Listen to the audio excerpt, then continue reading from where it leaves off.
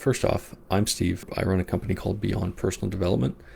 The reason we call it that is because I have an agenda to help people who have been doing personal work for some time really get back into doing what matters in their lives instead of just continuously trying to fix themselves. And there's also lots of people who are in this group that are totally new to personal development, which is actually kind of cool for me.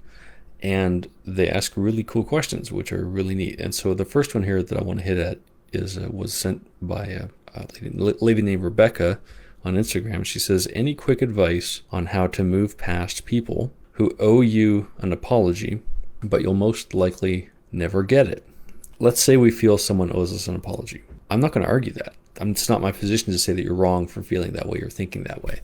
But I can absolutely see that you may never get an apology from that person, and that can maybe hold you back. I mean, this is one of those debates that I'll have sometimes with people that are kind of like the just let it go crowd. They're just like, just let it go and move on kind of thing. And well, that's really simple because I think people are a lot more complicated. And I think there's lots of people in the world who are deeply, deeply, deeply emotionally moved in positive and negative directions by experiences and the way that they perceive their reality, which isn't necessarily always their fault, but it is directly associated to what is most important to them. So therefore, if you believe something is important to you, you are going to look at your life and judge and label things as being supporting and also challenging to your values and your person, and also your animal body, your more intrinsic impulsive nature will also do that to keep you safe and kind of safe from predators and that kind of thing.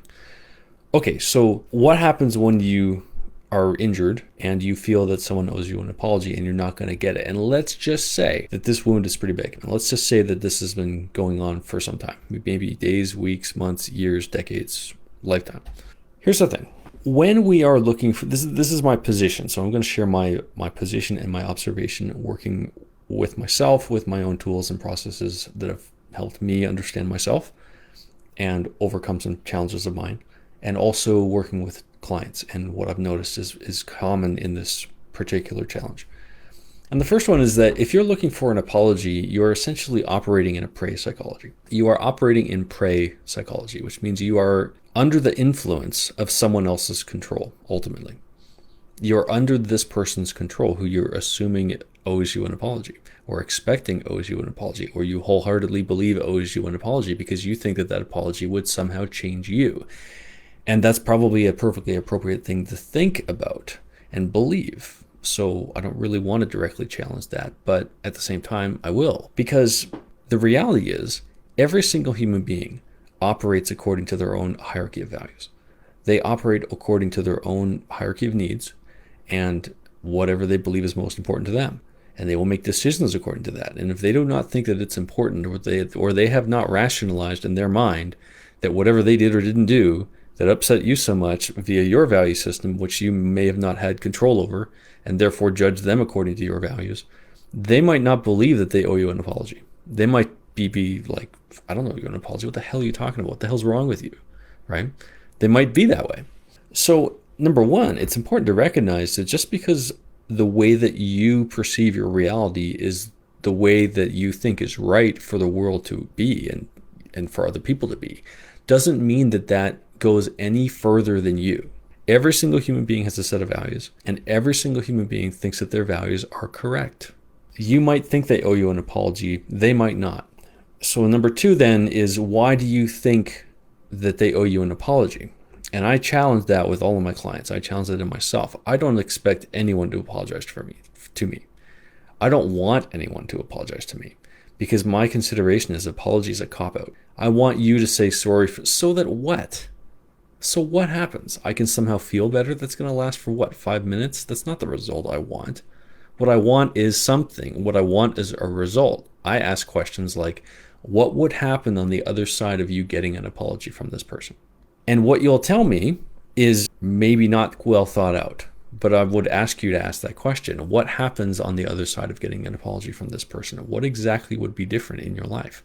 And if it is something that's actually doable that you could do, well then shouldn't it be obvious that you should just be doing it? But if it's not, then therefore what's happening is that we're using an apology as a crutch to avoid our wants and desires.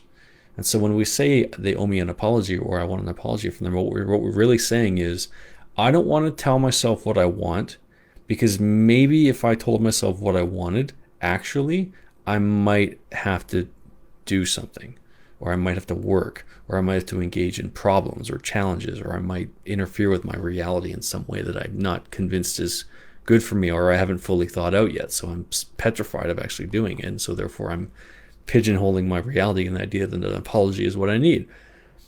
Okay, I've never seen that to be accurate in any client work that I do. It's not an apology. There's something else. Now, some people will also argue, and I guess this is like the third point, but I'm never going to get an apology for them or anything else from them. Probably, that's probably true, especially if you spent the last decade judging this person. The likelihood that you're going to be able to negotiate properly or effectively with this person who you're hating and condemning and putting in a pit is probably not very high, because you're not convinced that they have any value. So how the hell are you going to communicate with that? You don't. Okay, so what do you do then? Because you're stuck wanting an apology and you're stuck pissed and you're angry and upset and all that stuff. Okay, well, there's a couple things here. Number one, what you want to do first off is get very clear on what's important to you. That's something that I train all my clients to do, and I recommend that everybody do an exercise like this, which is to take a week of your life and literally just track your behavior. Use a notepad, use an app on your phone. Trello is a really great app for that. ClickUp's a good app for that. Workflowy is a good app for that. There's lots of apps out there to track your behavior, but track what you do every day and have a week's worth of data so that you can pretty much know what you're spending your time on. Because here's the thing, is what you spend your time on and what you spend your money on is innately the most valuable thing in your life at this time. Doesn't mean it's supposed to be that way. It doesn't mean that it's good or bad or doesn't produce negative results. It just is what it is. And so therefore you got to get aware of that. And then you could start asking questions such as, how did whatever the hell they did or didn't do that I'm labeling and that I need an apology for, how is whatever they did or didn't do that I'm pissed at actually helping me in my highest values or do the thing that I like the most? Anything, basically, because anything that you can open up your mind to seeing and open up your mind to appreciating ultimately will fulfill your highest values. And you'll feel fulfillment in that. And so you won't be looking for an apology, because also, here's the other trick. If you are the one who is in control of your mind, if you are the one who is willing to ask harder and deeper questions and push your intellect so that you can look at things that you might have previously, or maybe everyone else would have previously naturally labeled as a terrifying experience or a terrible thing, if you can actually consciously appropriate that into serving your highest values, then you win the game. You win the game because you're taking control of your mind. You're taking control of how you perceive your reality. You're not willing to say, I'm just a victim of this person. And that's not to say there's anything necessarily wrong with being a victim. It has benefits. But that's not my question. My observation and my pressure that I would impose onto you at this time is, are you willing to command your mind? Or do you want your mind to be commanded by someone who doesn't give a shit about you? Or do you want to hold your emotions hostage, or hold your well-being hostage, or hold your emotions hostage, or your well-being and wealth hostage because somebody owes you an apology and they don't give a shit? Is that really the game that you want to play for yourself? At the end of the day, you are the one gunning for you. No one else is waking up in the morning saying, hey, I want to dedicate my life to serving you. Not happening. You're the one in command of that. So, what kind of commander do you want to be then? That's important to think about. But that's one side of it. And there's other questions in that, but on a more authentic stance, because some of those questions and some of those ideas I've learned from mentors of mine. But an authentic stance that I take, which I think is incredibly important and also helps us approximate reality at a deeper level, which I think is a good thing, because it's incredibly easy for people to dissociate all of the time and not be present and not really understand, okay, wow, I can actually enjoy my life. I mean, I think that's a good thing. The thing I would say is, I would ask, well, okay, first off, let's quantify and let's qualify basically what this person has actually done and given to your life. I say that because if you're wanting an apology from someone and they are taking up free space and time in your mind and they're not paying any rent for it, and you're thinking about them, well then, for some reason, they're important to you. And you're going to say, well, yeah, of course they're important to me. They fucked me over, or they did this, or they did that. But that's not why they're important to you, because if that were true, you wouldn't say they were important. Nobody says that somebody who, beat me up is important to me. Most people don't say getting beat up was important to me. So that's not important. And so therefore, why are they taking up free time in your mind, free space in your mind? My observation is that actually there's something else going on here. There's an underpinning of most people's psychology, which I directly attack when I'm working with people. And it's one of the main reasons why this group exists, because I want to help people empower that particular nuance to their psychology. And so I would ask, to help that facilitate that journey, I would ask that you write down the name of the person and you ask yourself, what has this person actually given you in your life? Don't make them an angel. Don't keep them as a devil. Just look at it and say, what tangibly did they actually provide to me in my life? And then I would take those items, and what I would suggest, if you were in one of my programs or doing some one-on-ones with me, I would say, we're going to do the integrated appreciation method on that.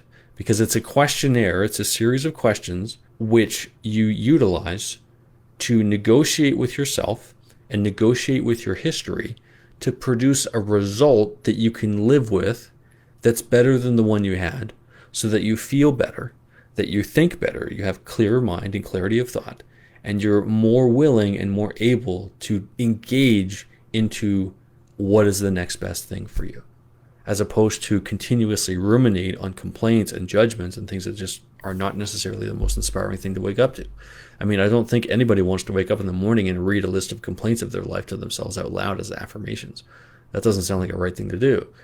But very few people ever actually wake up in the morning and read what their affirmations are that are driving them towards a positive future. So apparently people need help in this area. And I think that makes sense, because there's a lot of people wanting apologies for things, and that's fine. But I'm going to suggest that holding your life accountable to an apology is not wise, because the other person might not even understand that. They might not even care. They might not even care to listen to your complaint. And so therefore you're stuck with that feeling. That's your feeling. You're stuck with it. No one else is changing that. You're the one that created it. You're the one that holds on to it. And so therefore it's your responsibility, if you care about yourself, to do something about that feeling.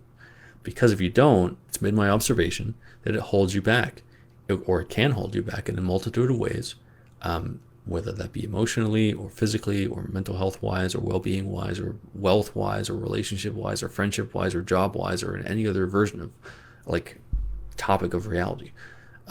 It's very easy to be dominated by feelings like that. So this questionnaire that I'm offering you is a way to strategically bump up and empower in an authentic way your inner narcissist. Because when you're wanting an apology from a person who might not even know they owe you one and might not even care to give you one and might not even care that you're in pain about whatever it is, what that also means is that you're operating in a position of just being really bad at getting what you want. Sure, you want an apology, but that's not happening, is it? So that's just more of an affirmation of I'm bad at getting what I want. And so again, I would suggest, if you look at it and ask, what am I really wanting from this person? And then ask yourself, where did they give that to me? And go and do yourself the favor of going and filling in those gaps of your history so that you can find fulfillment in your life. That's not their doing, that's your doing. You're in control of that. You're in command of that. And that's you saying, hey, I'm worth more than this bullshit, and I'm going to take command. And that's a stronger position to be in than waiting for an apology that's never going to happen. And it's also important to not only stop at, I'm never going to get the apology, because what you can do then is that you can give up on wanting things. And it's important to want things. It's okay to want what you want. So just keep that in mind, because it's an important topic.